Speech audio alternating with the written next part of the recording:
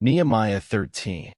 On that day they read in the book of Moses in the audience of the people, and therein was found written that the Ammonite and the Moabite should not come into the congregation of God forever, because they met not the children of Israel with bread and with water, but hired Balaam against them, that he should curse them.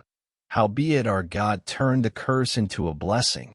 Now it came to pass, when they had heard the law, that they separated from Israel all the mixed multitude. And before this, Eliashib the priest, having the oversight of the chamber of the house of our God, was allied unto Tobiah.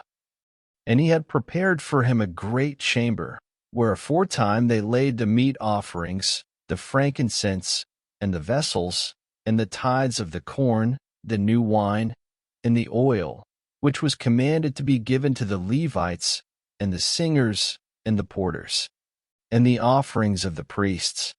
But in all this time was not I at Jerusalem, for in the 32nd year of Artaxerxes king of Babylon came I unto the king, and after certain days obtained I leave of the king. And I came to Jerusalem, and understood of the evil that Eliashib did for Tobiah, in preparing him a chamber in the courts of the house of God. And it grieved me sore. Therefore I cast forth all the household stuff to Tobiah out of the chamber. Then I commanded, and they cleansed the chambers, and thither brought I again the vessels of the house of God, with the meat offering and the frankincense. And I perceived that the portions of the Levites had not been given them, for the Levites and the singers that did the work were fled every one to his field. Then contended I with the rulers, and said, Why is the house of God forsaken? And I gathered them together, and set them in their place.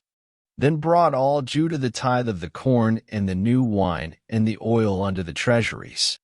And I made treasurers over the treasuries, Shelemiah the priest, and Zadok the scribe, and of the Levites, Pedaiah, and next to them was Hanan the son of Zachar, the son of Mattaniah, for they were counted faithful.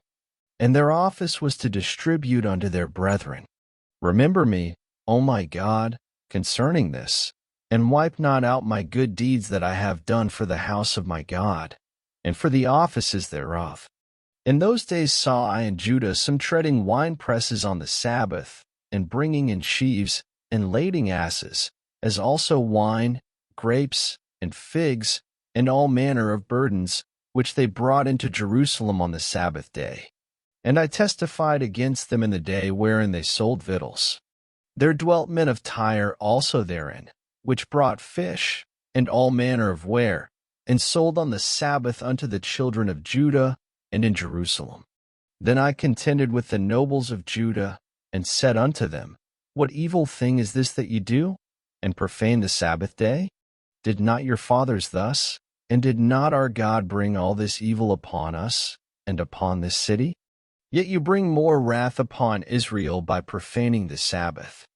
And it came to pass, that when the gates of Jerusalem began to be dark before the Sabbath, I commanded that the gates should be shut, and charged that they should not be opened till after the Sabbath. And some of my servants set I at the gates, that there should no burden be brought in on the Sabbath day.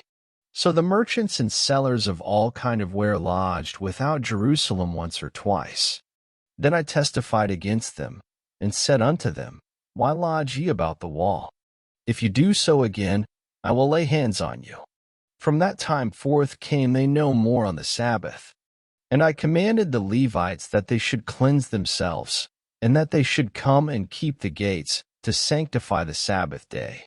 Remember me, O my God, concerning this also, and spare me according to the greatness of thy mercy. In those days also saw I Jews that had married wives of Ashdod, of Ammon, and of Moab. And their children spake half in the speech of Ashdod, and could not speak in the Jews' language, but according to the language of each people. And I contended with them, and cursed them, and smote certain of them, and plucked off their hair, and made them swear by God, saying, You shall not give your daughters unto their sons, nor take their daughters unto your sons, or for yourselves. Did not Solomon king of Israel sin by these things? Yet among many nations was there no king like him, who was beloved of his God, and God made him king over all Israel. Nevertheless, even him did outlandish women cause to sin. Shall we then hearken unto you to do all this great evil, to transgress against our God in marrying strange wives? And one of the sons of Joiada, the son of Eliashib the high priest, was son-in-law to Sanballat the Horonite. Therefore I chased him from me. Remember them, O my God, because they have defiled the priesthood, and the covenant of the priesthood and of the Levites. Thus cleansed I them from all strangers, and appointed the wards of the priests and the Levites, everyone in his business. And for the wood offering, at times appointed, and for the firstfruits. Remember me, O my God, for good.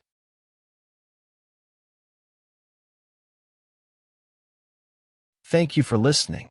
Up next, Esther 1.